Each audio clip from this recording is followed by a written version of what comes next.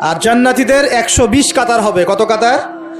120 কাতার। তার মধ্যে 80 কাতার হবে উম্মতে মুহাম্মাদি, বলেন সুবহানাল্লাহ। আর এই উম্মতে মুহাম্মাদির মধ্যে আরো 70,000 স্পেশাল মানুষ আছে। কত হাজার? যারা বিনা হিসেবে বিনা আযাবে ডাইরেক্ট জান্নাতে যাবে ইনশাআল্লাহ। বলে দিব তারা কারা? 70,000। তবে অন্য একটা হাদিসে আসছে যে প্রত্যেক হাজারের সাথে আরো 70,000।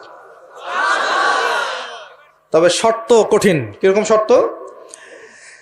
সাহাবীরা বসে ডিসকাস করছেন কে হতে পারে তারা।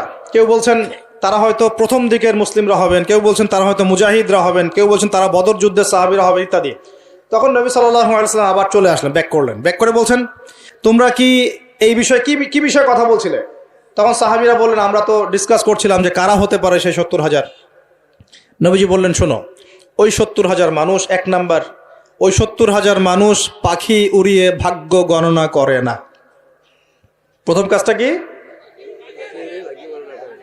মানে তারা ইসলাম এত কঠিনভাবে পালন করে যে পাখি উড়িয়ে ভাগ্য গণনা বা হাত দেখা, রাশিফল, এরকম শিরিকের ধার কাছেও নাই। তারা শিরিকের ধার কাছেও নাই। দুই নাম্বার, তারা আগুনের শেকা বা উল্কি দিয়ে, এই ট্যাটু আছে না, ট্যাটু উল্কি আঁকে আগুন দিয়ে, এই ধরনের ট্যাটু উল্কি তারা আঁকে না শরীরের মধ্যে। এইসব কুলক্ষণে সুলক্ষণে তারা বিশ্বাস করে না।